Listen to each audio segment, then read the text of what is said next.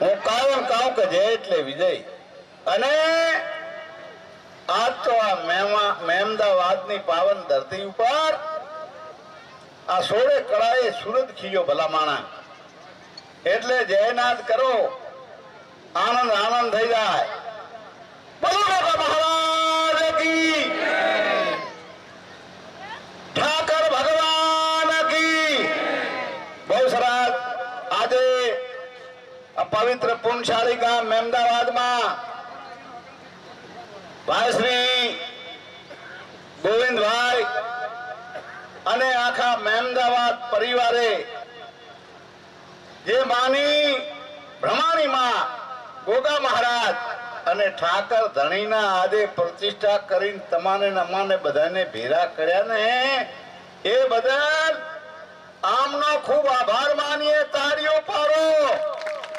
આ તો જગત જનની માની પ્રતિષ્ઠા થાય. ભલા માણા માંથી મોટું આ જગતમાં કોઈ નથી. એ ધરતીનો ધણી ગોગા મહારાજ હોય કે ઠાકર ધણીની એ પ્રતિષ્ઠા થાય અને પરમ વંદનીય આદરણીય શ્રદ્ધેય સંજીવની દાસ બાપુ આપણી વચ્ચે બિરાજમાન કે 35 દિવસ તો મહાકુંભમાં મેળામાં કેમ્પ લગાયો. આવા ક્રાંતિકારી સંતો આપણી વચ્ચે. આ સ્ટેજ આખા મહાપુરુષો આ બધાના નામ નહીં લો, પછી એક બે ના નામ લો કે મારું નામ ના લીધો એમ ના ચાલે.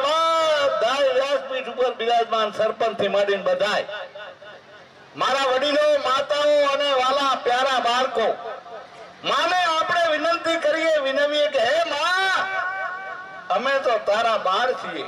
કાંઈક અમારાથી ભૂલ થઈ હોય તો માં તો તું તો જગત જનની છે.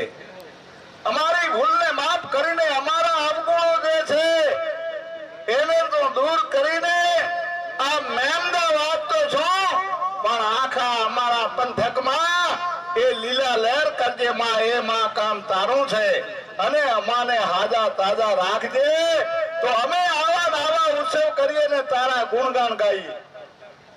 એટલે અમારે બીજે જવાનું છે પણ હકીકતમાં આજે આ ગોવિંદભાઈ ને મહેમદાવાદ પરિવારે જે કાર્ય કર્યું તમે અમે બધા જોઈ છે. આખું ગામ એ બાપુના આશ્રમમાં જમણવાર. ઇથી વિશેષની વાત એ છે, વાતની વાત કે બધા એક થઈને હિન્દુ મુસ્લિમ ભાઈ ભાઈ થઈને સદભાવના હાથે બધા હંપીને બેઠા છે ભલામાણા. તો હું આ વિસ્તારના ધારાસભ્ય તરીકે તમને વિનંતી કરું કે બધા આવો નાવો પ્રેમ રાખજો ભલામાણા. કઈ જિંદગીમાં લઈ જવાનો નથી ભલામાણા. પરમાત્માએ જે ધાર્યો છે થશે. પણ આપણે બધા એવું જીવન જીવીએ કે લોકો આપણને યાદ કરે. એટલે હા, એટલા કામ તો અમે કરવાના છીએ. કારણ કે તમે અમાને એ ગાંધીનગર મૂક્યા છે એ દરેક સમાજનો આભાર છે. એટલે અમે તો તમારા જ છીએ. કોઈ બી કાર્ય છે, નાના મોટા કાર્ય છે તો અમે કામ કરવા બંધાયેલા છીએ. પણ આવા સંતોએ મહાપુરુષોએ કીધું છે કે પહેલું સુખ તે જાતે નર્યા, પહેલું સુખ તે નિરોગી કાયા. આ વાતમાં માનો છો તમે બધા? હે બાપુ? કોઈ બોલ્યા નહીં.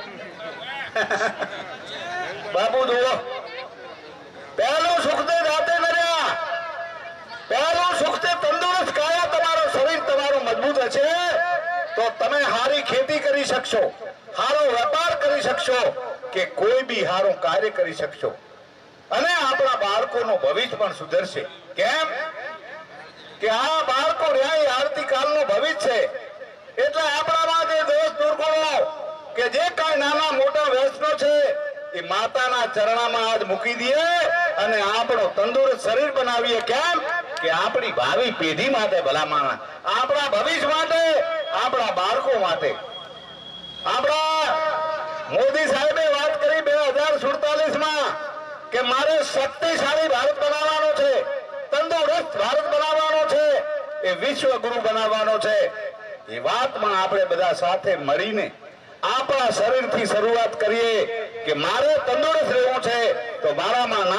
જે વૈષ્ણવ છે એમાં બ્રહ્માણીના ચરણામાં આપીને જાય, ગોગા મહારાજના ચરણામાં, ઠાકર ધણીના ચરણામાં આપીને આપણા જીવનની શુભ શરૂઆત કરીએ અને આપણું જીવન તંદુરસ્ત રહે એ માટે ખૂબ જ ગોવિંદજીને અમદાવાદ પરિવારનો આભાર માનો કે અમારો સ્વાગત સન્માન કર્યું, માતાના દર્શન કર્યા ત્યાં, અને હમણે આ બધાને ભોજન પ્રસાદ પણ એક હાથે બધા આપણે બાપુના આશ્રમની સામે ત્યાં લઈએ અને આવો લાવો ભાઈચારાની ભાવના રાખીએ. વધારે વાત નહીં કરતા, બાપુના બધાના ચરણામાં વંદન કરી મારી વાત પૂરી કરો.